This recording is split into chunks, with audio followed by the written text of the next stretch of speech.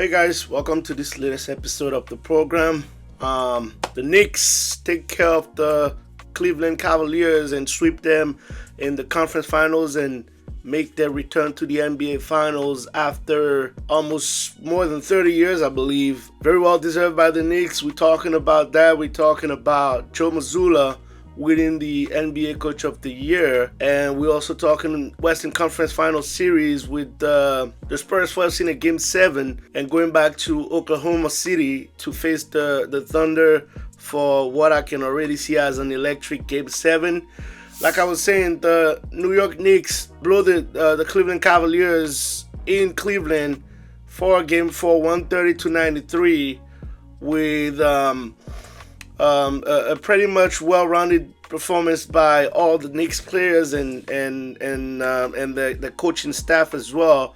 Big shout out to Mike Brown for his first season as a New York Knicks coach, who now gets the Knicks back to the NBA Finals. Like I was saying, amazing performance. Jalen Brunson wins Eastern Conference Finals MVP. Very well deserved by JB, who's had a tremendous season and has continued throughout the postseason also. Big shout out to Cal Anthony Towns also, Josh Hart, OG Anunoby, Mitchell Robinson, and all these guys out there that have been putting some amazing performances. Landry Shamet has been really key for them. Shout out to the Knicks front office for also believing in the roster. I still don't agree with the 5 first-round picks for Mikal Bridges, but he's been very good for them in the playoffs, so that's all that matters. Shout out to that front office for going and getting guys like Jordan Clarkson, Landry Shamet on that Knicks roster and making it a pretty deep and solid roster. Shout out to Mike Brown, like I was also saying, for continuing to, have a deep rotation and not burning guys into the ground during these playoff rounds. That's really been a key to this Knicks team also, and it's been really fun to watch. They still got guys like Jose Alvarado that they went and got at the trade deadline also. Deuce McBride is still there. Jeremy Sohan, even though he hasn't really been much of an addition so far, was a testimony of how aggressive this Knicks front office and the ownership, whether it's James Dolan and Leon Rose in the front office, Dolan as the owner and Rose as the president of basketball operations, pretty much over there in New York. Shout out to the Big Apple. Really painful to watch as a Sixers fan, but it is what it is. The Knicks are back in the NBA Finals, and you gotta tip their hat up to them and congratulate them for an amazing season. And let's see what they have in stock for the NBA Finals now, especially with the amount of rest that they will be getting since they swept the Cavs, and then you have OKC and the Spurs still going for a Game 7 now, so there's an advantage there in terms of rest, but that could also be a disadvantage in terms of rust. So we'll be watching that pretty closely and see how they attack the first 2 games, especially because those 2 games will be on the road, given the fact that San Antonio and OKC have a better record than the Knicks overall in the regular season. So whoever comes out of the West will have home court advantage, and we'll see how that plays out. So once again, shout out to the Knicks and Jalen Brunson also for his Finals MVP. The Cavs, on the other end, what a shameful performance by them throughout this conference finals.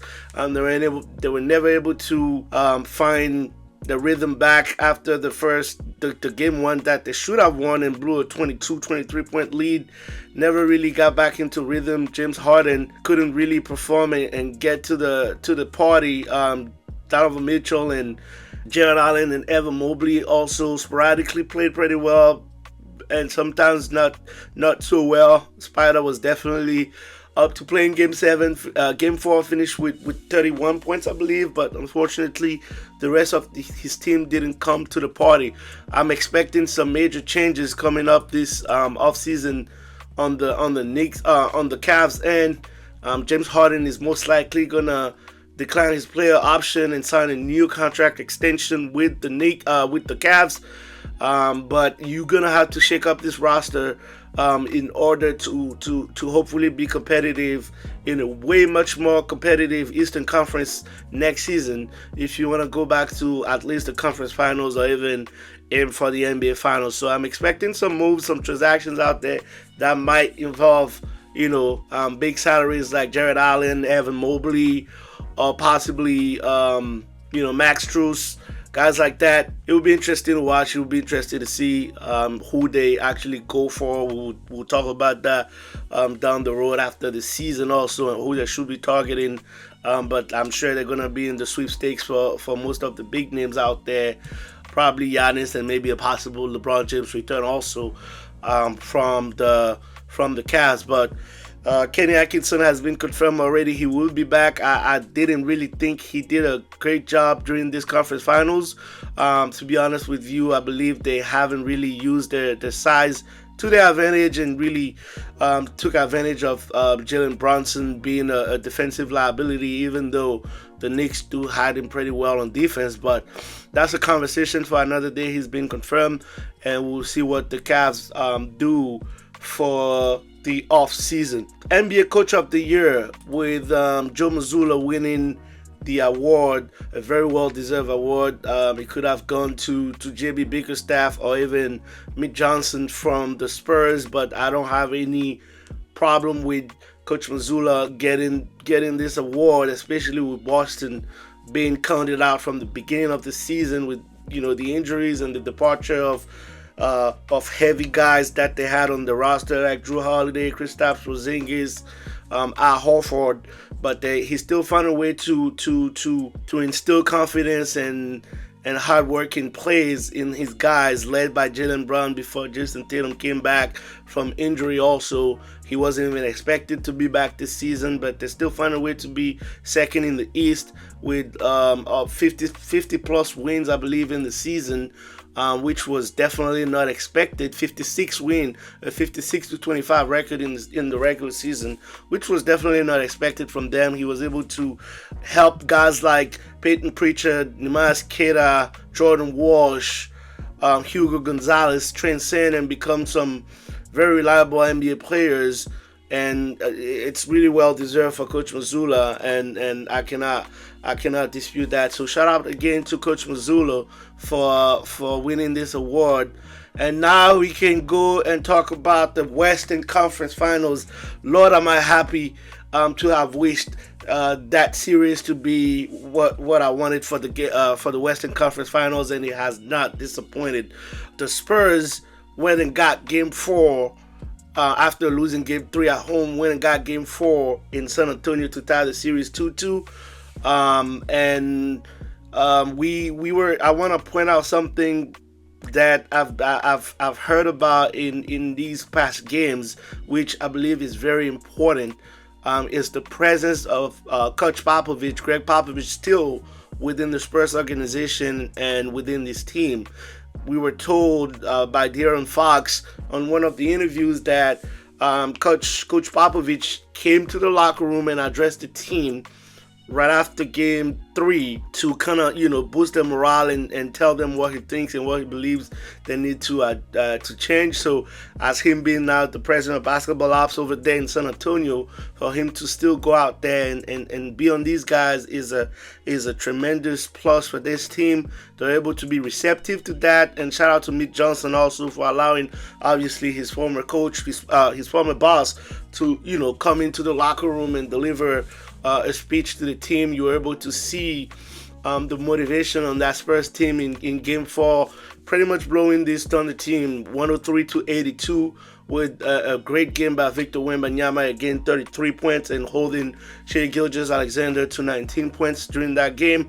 And then Game 5, you have the Thunder that pretty much came in and took care of business at home by beating the Spurs 127-114 to go for a Game 6 back in San Antonio with the lead 3-2, and basically having the Spurs facing elimination and putting the pressure on them. The Thunder took care of business, like I said, with some great performances. SG had 32 points in that game. Jerry McCain was pretty tremendous in a starting role during that game with the absence of Agent Mitchell and Jalen Williams. He was back in the starting lineup, and they also got some great performances off the bench by Alex Caruso once again.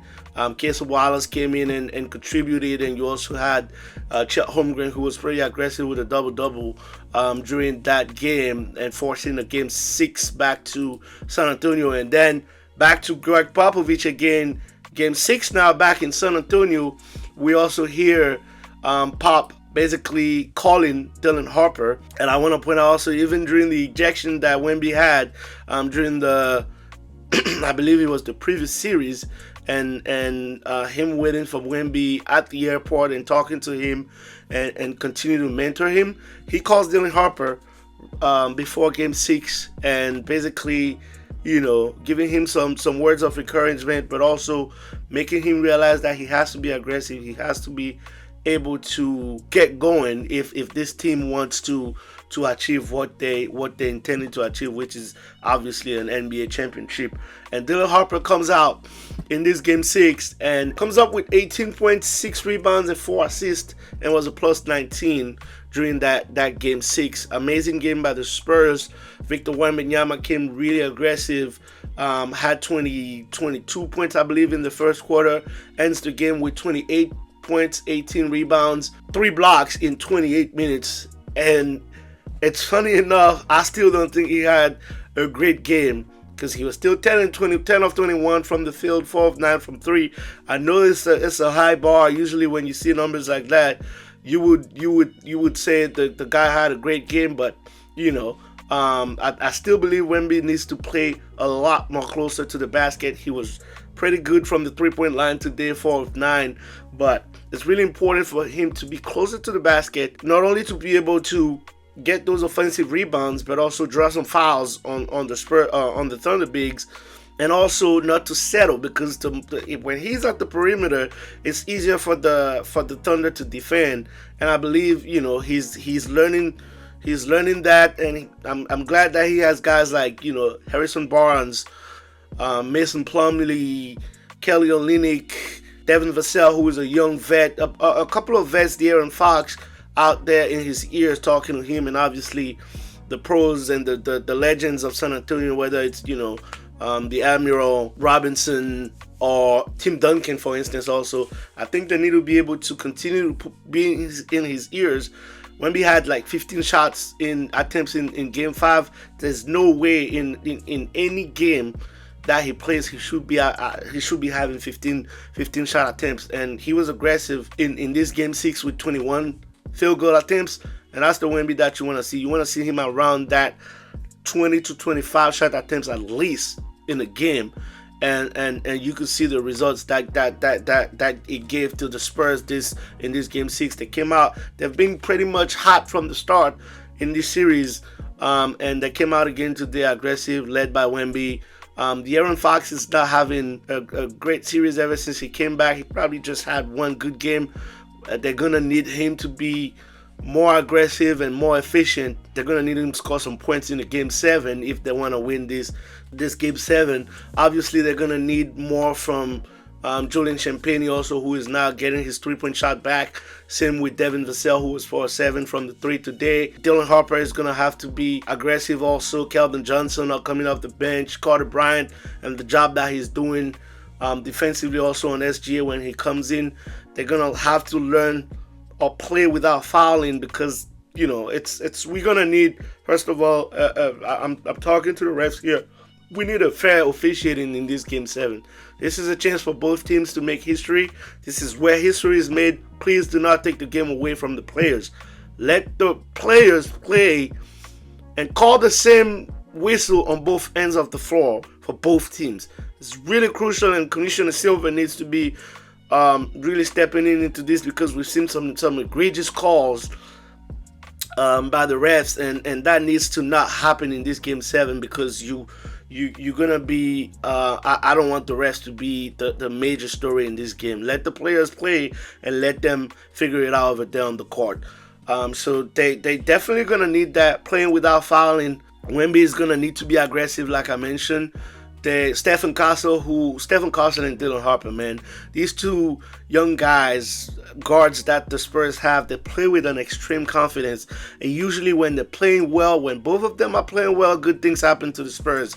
They're gonna need that from both of them. In addition to De'Aaron Fox, like I was saying, who's gonna need to be aggressive, and we'll see what happens. I do have the Spurs in a game 7 going to OKC, winning the series. But I have to respect the champs also. They're going to come with a fight. This game, they really didn't try to go to the basket. Wemby was really, creating some mayhem over there in game 5. And in game 3, I believe they didn't really worry about his size. They were still trying to drive to the basket and score on him or try to get him in foul trouble. That's one of the major keys that they're going to have, because this guy is just too tall and too dominant on the defensive end of the ball for them to be playing the way they usually play. So they're going to have to revert back to that. They're going to need to shoot the threes. They've been abysmal from the 3 in this game 5 and also in game 3, I believe. In this game 6 and game 4 also. They're going to need the shooters, whether it's Isaiah Joe, Jared McCain, Caruso, sometimes Holmgren to make some threes, especially because the way they're guarding Gilgeous-Alexander, they don't want him to beat them. They want the other guys to be able to beat them. And if the Thunder want to have any chance to win this game 7, they're going to need the other guys, the role players, to be stars in the role. Cason Wallace and guys like that. They're going to have to up the defense as well.